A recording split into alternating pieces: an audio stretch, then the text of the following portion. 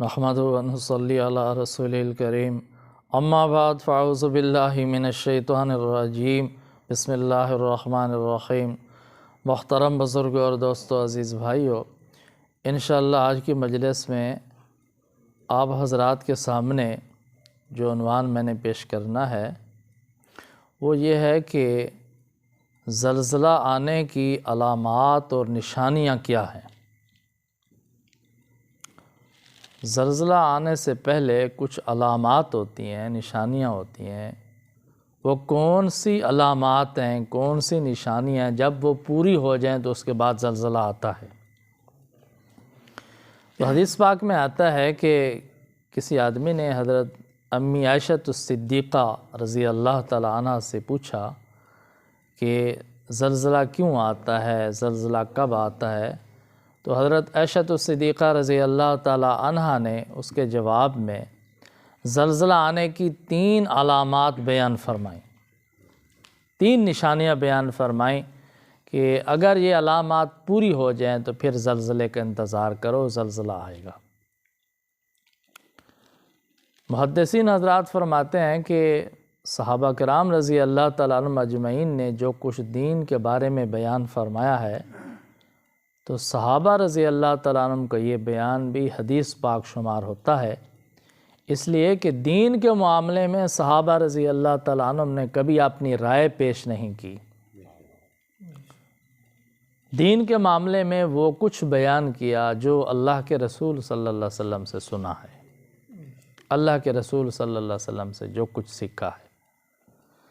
اور خاص کر حضرت عائشہ الصدیقہ رضی اللہ تعالیٰ عنہ وہ عظیم ہستی ہیں جنہوں نے براہ راست نبی کریم صلی اللہ علیہ وسلم سے قرآن کریم پڑھا ہے، نبی کریم صلی اللہ علیہ وسلم سے علم تفسیر حاصل کیا، علم حدیث حاصل کیا ہے، زندگی مبارک آقا علیہ السلام کی تربیت میں گزاری ہے۔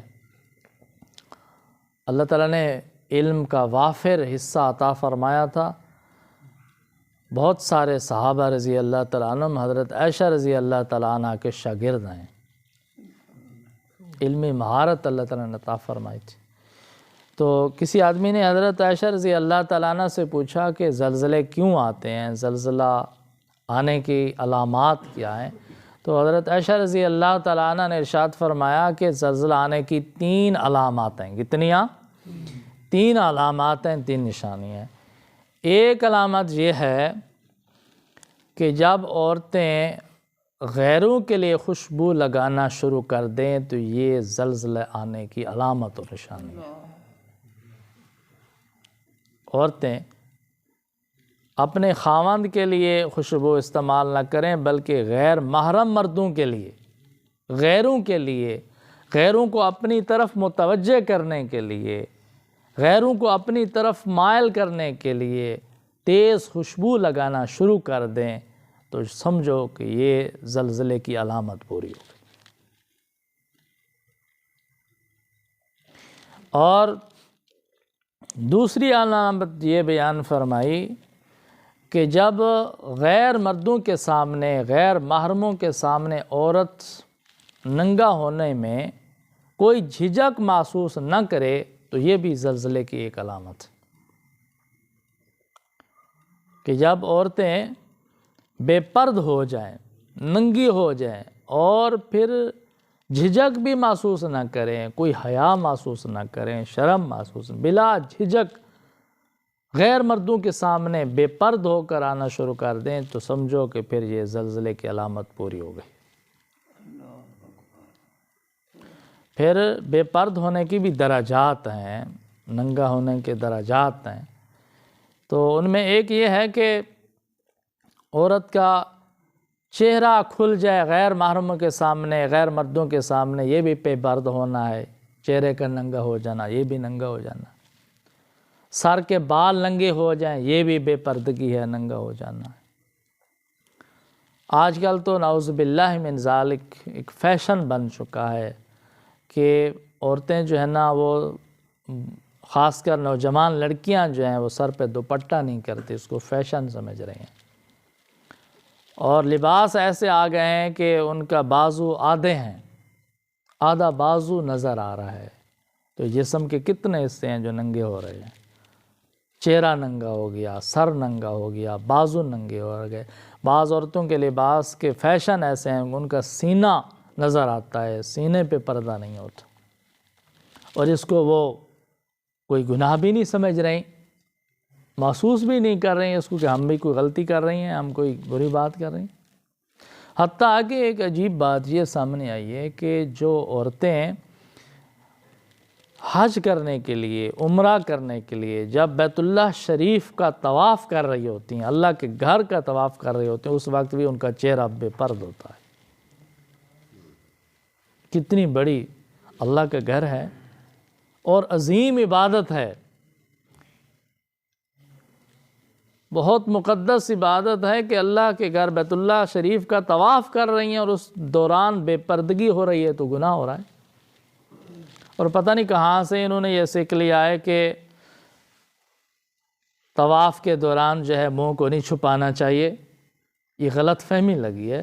مسئلہ یہ ہے کہ طواف کے دوران جو چہرے کے سامنے پردہ ہے وہ چہرے کے اوپر اس پردے کا کپڑا نہ لگے، مسئلہ یہ ہے۔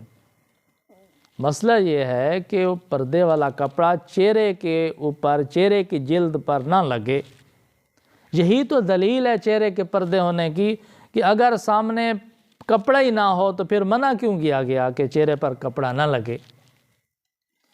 منع کیا گیا کہ طواف کے دوران چہرے پر کپڑا نہ لگے، اس لیے منع کیا گیا کہ سامنے کپڑا ہونا چاہیے لیکن وہ چہرے سے تھوڑا دور ہو، چہرے کی جلد پر وہ کپڑا چمٹنا نہیں چاہیے، ساتھ نہیں لگنا چاہیے۔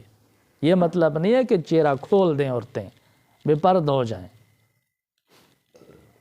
اور یہ بات میں اپنی طرف سے نہیں کہہ رہے، حضرت اقدس مولانا پیر ذوالفقار احمد صاحب نقشبندی مجددی مدظل العالی نے ارشاد فرمائی ہے، حضرت بہت محقق آدمی ہے، یہ مسئلہ ہے۔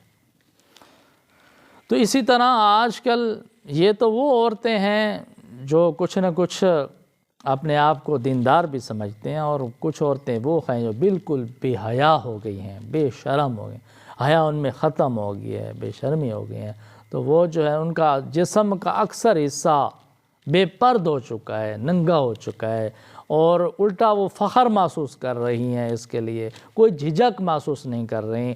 تو امی عائشہ رضی اللہ تعالیٰ نے فرمایا جب یہ حالات پیدا ہو جائیں تو پھر زلزلے کے انتظار کرو، یہ زلزلے کی علامات ہیں۔ اور تیسری علامت امی عائشہ رضی اللہ تعالیٰ نے بیان فرمائی کہ جب موسیقی اور شراب پینا عام ہو جائے تو پھر زلزلے کا انتظار کرو، کہ جب لوگ شراب کو شربت کی طرح، عام جوس کی طرح پینا شروع کر دیں، شراب عام ہو جائے، اور اسی طرح موسیقی سننا، گانے بجانے سننا عام ہو جائے، اور ہر طرف گانے بجانے کی آواز آنے لگے، تو پھر فرمایا زلزلے کے انتظار کرو، یہ زلزلے کی علامات و نشانیاں۔ تو امی عائشہ رضی اللہ تعالیٰ عنہ نے جو بیان فرمایا، تو یہ امی عائشہ رضی اللہ تعالیٰ عنہ اپنی طرف سے نہیں بیان فرما رہے ہیں، یہ یقیناً نبی کریم صلی اللہ علیہ وسلم سے سنا ہوگا اور بیان فرما رہے ہیں، آپ صلی اللہ علیہ وسلم کی تعلیمات۔ اس لیے یہ زلزلے کی 3 علامات اس حدیث پاک میں بیان فرمائی گئی ہیں کہ جب یہ علامات پوری ہو جائیں تو پھر زلزلے کا انتظار کرو، پھر زلزلہ آ سکتا ہے۔ تو اس لیے میرے بھائی اور دوستو، دیکھیں آج کل تو ہر طرف یہ علامات پوری نظر آ رہی ہیں، پھر دنیا میں زلزلے آ رہے ہیں تو یہ کوئی عجیب بات نہیں ہے۔ بات یہ ہے کہ زلزلے کی علامات اور نشانیاں پوری ہو رہی ہیں تو اس لیے زلزلے آ رہے ہیں۔ یہ بعض اوقات ہمارے گناہوں کی وجہ سے زلزلے آتے ہیں، اور یہ عبرت ہوتی ہے اللہ کی طرف سے، سبق ہوتا ہے کہ سنبھل جاؤ، توبہ کر لو، اپنے آپ کو سنبھال لو ورنہ تباہ ہو جاؤ گے۔ تو دعا ہے کہ اللہ تعالیٰ ہم سب کو ان احادیث کے مطابق عمل کرنے کی توفیق عطا فرمائے۔ وآخر دعوانا ان الحمد للہ رب العالمین۔